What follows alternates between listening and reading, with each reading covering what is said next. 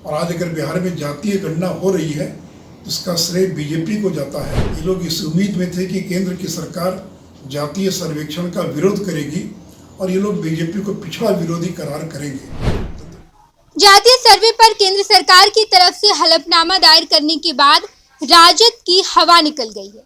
ये हम नहीं बल्कि राज्यसभा सांसद सुशील मोदी कहते नजर आए हैं। उन्होंने कहा कि राजद ऐसा सोच रही थी कि केंद्र सरकार बिहार में हो रही जाति आधारित गणना का विरोध करेगी, लेकिन केंद्र सरकार ने ऐसा नहीं किया, बल्कि इस पे संशोधित करके एफिडेविट किया गया है और राजद इसका पूर्ण विरोध करती नजर आई है। साथ ही साथ उन्होंने नीतीश कुमार पर भी हमला किया। उन्होंने कहा कि नीतीश कुमार को ये जान लेने की जरूरत है कि जब बिहार में जाति आधारित गणना का फैसला लिया गया, उस वक्त मंत्री परिषद में कांग्रेस और राजद के नेता नहीं बैठे हुए थे, बल्कि भारतीय जनता पार्टी के नेता थे। और बिहार में अगर जाति आधारित गणना हो रही है तो इसका पूरा श्रेय बीजेपी को जाता है। बीजेपी के वजह से ही बिहार में जाति आधारित गणना हो रही है। ये तमाम बातें पूर्व उप मुख्यमंत्री सह राज्यसभा सांसद सुशील मोदी कहते नजर आए हैं। आप सुनिए कि सुशील मोदी ने क्या कुछ कहा है। जातीय गणना के मुद्दे पर कल भारत सरकार ने सुप्रीम कोर्ट में जो संशोधित एफिडेविट फाइल किया है, जिसमें उन्होंने कहा कि जातीय गणना कराने का अधिकार केंद्र को है, परंतु कोई राज्य अगर सर्वे कराना चाहती है या आंकड़े इकट्ठा करना चाहती है, ये राज्य का अधिकार है। इस संशोधित एफिडेविट के द्वारा राजद जदयू की बिहार में हवा निकल गई। ये लोग इस उम्मीद में थे कि केंद्र की सरकार जातीय सर्वेक्षण का विरोध करेगी और ये लोग बीजेपी को पिछड़ा विरोधी करार करेंगे, परंतु इनका सपना चकनाचूर हो गया। नीतीश जी, अब बीजेपी के पास मंडल भी है और कमंडल भी है और देश के पिछड़ों का सबसे बड़ा नेता नरेंद्र मोदी भी बीजेपी के पास है।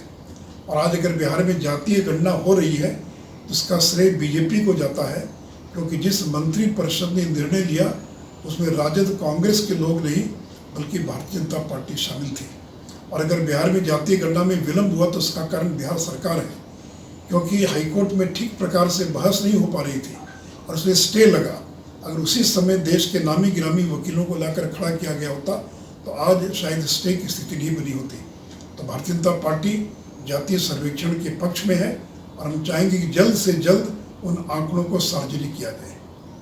आपने देखा कि सीधे तौर पर सुशील मोदी राजद और मुख्यमंत्री नीतीश कुमार पर हमला बोलते नजर आए। उन्होंने साफ कहा कि अगर बिहार में जाति आधारित गणना हो रही है तो इसका पूरा श्रेय भाजपा को जाता है। जिस वक्त जाति आधारित गणना का फैसला लिया गया था, उस वक्त बिहार में मंत्री परिषद में बीजेपी के नेता थे और बिहार में एनडीए की सरकार थी। लेकिन अब जब महागठबंधन की सरकार आई है तो इसका पूरा श्रेय मुख्यमंत्री नीतीश कुमार खुद लेना चाहते हैं और महागठबंधन की सरकार को देना चाहते हैं। लेकिन उस वक्त मुख्यमंत्री नीतीश कुमार को ये बात भूलना नहीं चाहिए कि उस वक्त एनडीए की सरकार थी और मंत्री परिषद में बीजेपी के नेता बैठे थे, ना कि कांग्रेस और राजद के। ये लो मुंह मीठा करो, आज मैंने अपना जॉब छोड़ दिया, अब हम पूर्णिया वापस जाएंगे। जॉब छोड़ दिया है? मतलब ये घर कैसे चलेगा? हम करेंगे क्या और माँ बाबूजी क्या बोलेंगे? इसलिए मैं एक और मिठाई का डब्बा लाया। अपने बिजनेस के लिए लोन अप्रूव हो गया। अरे लोन अप्रूव हो गया वो तो ठीक है, लेकिन पूर्णिया में हम रहेंगे कहाँ? अपना घर भी तो नहीं है वहाँ। इसलिए तो एक और मिठाई का डब्बा अलग से लाया हूँ। हमने पूर्णिया में घर ले लिया है, पूर्णिया के ई होम्स पैनोरमा में। पूर्णिया में पैनोरमा ग्रुप लेकर आए हैं ई होम्स पैनोरमा।